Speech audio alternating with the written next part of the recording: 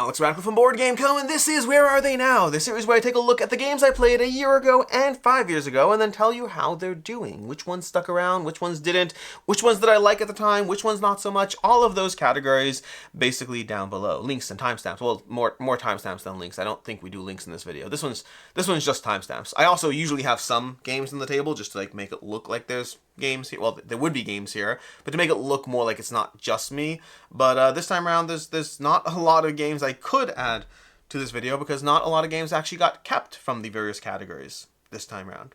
Anyways, we will be covering April of 2024 as well as April of 2020. That's a year ago and 5 years ago, right? Those are the two over there. We're going to be going through 4 categories in each year. The games I did not like, and full clarity over here, did not like does not mean that I did not like the game. It just means that it was an easy pass for me. It wasn't like, oh my gosh, I wish I had more time and space and this. It was just like, not for me. So it could have been like decent, but it's usually like decent down. I'd say like a 3 or lower is usually that category. But that's my category. So the games I didn't like, the games that I liked but didn't feel the need to keep, those are usually going to be 3.5s, but sometimes 4s. Sometimes that happens. The games I kept, but then they left, unfortunately, and then the games I actually full on kept. And I'm realizing now that I made a small mistake because there actually were games that I kept. There were games that I kept. I was looking at the wrong category. I was looking at the kept and left category.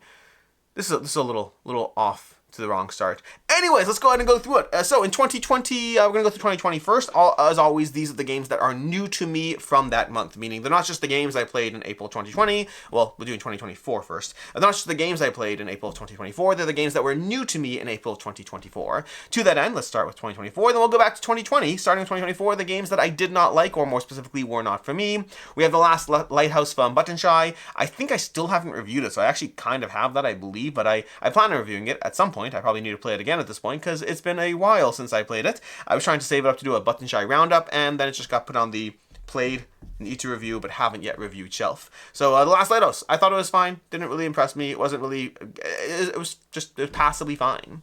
Then we had For the Queen. For the Queen's an interesting one. I kind of appreciated elements of For the Queen, but also it's totally not my genre. It's not the kind of thing that I would play. I liked it more than I thought I would, and it's still not for me. It's very much a role-playing experience.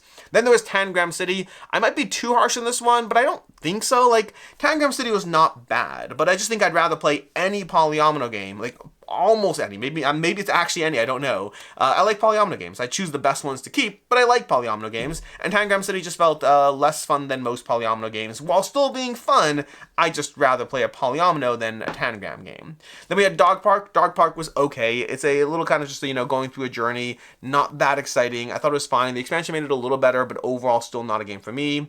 Then we had Tanis from Eagle Griffin Games. I barely remember this one. It was like a little block stacking game. It was, and like you used the box as the components. It was kind of forgettable. I covered it in a review at some point, but it's mostly forgettable. Didn't really impress me. We had Change My Mind, a party game of trying to convince people to change their minds. You can have fun playing this game. I had fun playing this game, but it felt more generic in the party game genre and not one that's like, ooh, that's so clever and interesting and I want to play it again. Then we had Patzacuaro. Actually just covered this recently, as well as Neuroriders. Patzacuaro and Neuroriders I played back in April. My review on them only just went up because it took me forever to play the third one and I wanted to do a roundup of all 3. But back in April of 2024 is when I played Patzacuaro and Neuroriders, and both of them were fine but not super impressive.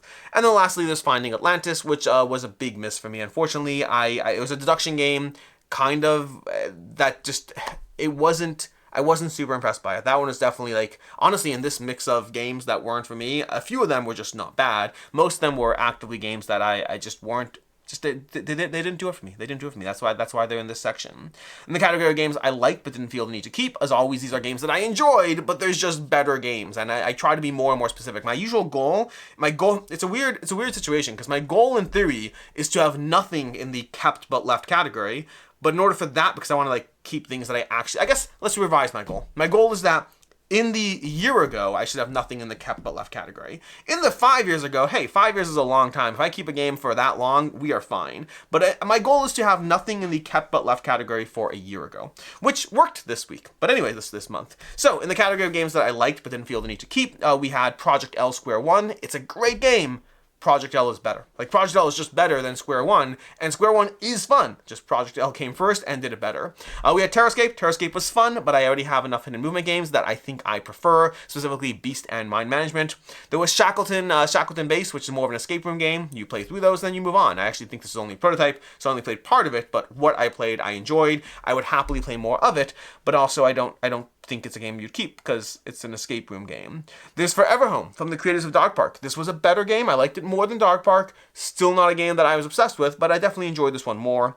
There's Cascadito from Reichbusters and Bitewing Games. Really enjoyed this one. Cascadito is an excellent game in that tiling mechanism series and whatnot, but there are so many that Reichbusters has done, and for me, I think Through the Desert is my current preferred one that I want to actually own, and Cascadito was one that I liked it. Like, that's one of those games, like, I specifically try to be more cutthroat about what I keep, knowing that if I keep it and don't play it, it will then just leave. Cascadito is a game I actively wanted to keep, and I chose not to because I'm trying to be mindful around the realities of what I play. There's Epochs Course of Cultures, or I think it's called Course of Cultures. I enjoyed this one. This is a civ-based game. I liked it. I thought it was interesting. I kind of want to play it again, but again, also trying to be strict as much as possible. And then lastly was Spectral. Spectral is easily the highest here. I like Spectral a lot. Spectral is like, I think I give it a 4 out of 5. Practically speaking, deduction games don't get played in my game group very often, which is why I generally will be like, I like this deduction game, and then like at the end of the month, it's like, and it's leaving the collection, because in my game group, deduction games I'm the one who likes them the most. So I still have 1 or 2 because I'm like, I will have these regardless, but the rest of them, I'm like, I will hopefully enjoy them in the future. Like Spectral, I actually got a chance to play it at like Dice Tower East like 2 months after it, so I still play them. They're just not sticking around. Anyways, that is the games that I liked but did not keep. In the category of games that I kept but then left, there were none, fortunately. None of the games that I kept left. But there were some games that I kept. In the category of games that I kept, we had 4. We had Ironwood from Minecraft Games. Love Ironwood. Fantastic both solo and 2-player. I prefer a 2-player, but the solo is fantastic. There's Expressions, a very cute little game. I think it's a lot of fun. I don't know if it has forever staying power because it kind of feels like I need variability to the experience, but I do like the experience so far, so I hope they make expansions for it. We shall see. But I like Expressions. Very cute small box game. There's Light in the Mist. I still have to review that one, but that's because I have to finish it. I've played through like, I don't know, 6 or 7 of the tarot cards. It's from the people who did, it's from Post Curious, who do Emerald Flame and all that.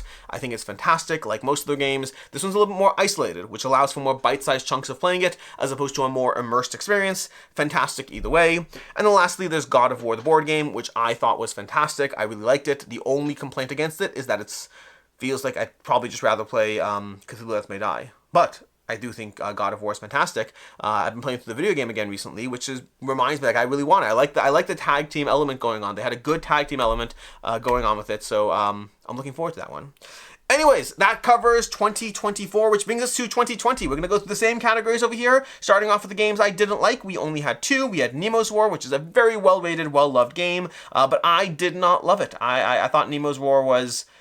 It felt, what's the word I use? The word I use is cascading failure, where as you lost, it made it harder to win, so every loss cascaded down to make it harder and harder in life. Now, inherently, when any game you play, if you are losing, it makes it a little harder to get to the winning point. But like Nemo's War in particular, as well as like Final Girl as well, but like Nemo's War, although Final Girl I like more, but Nemo's War is really punishing. As soon as things starts to go wrong, you're just in a much worse situation overall. Your failures make it harder to succeed, and I didn't like that. It is well loved. It's a good solo game. If you like solo games, check it out. Check out other reviews. For me, I bounced off hard.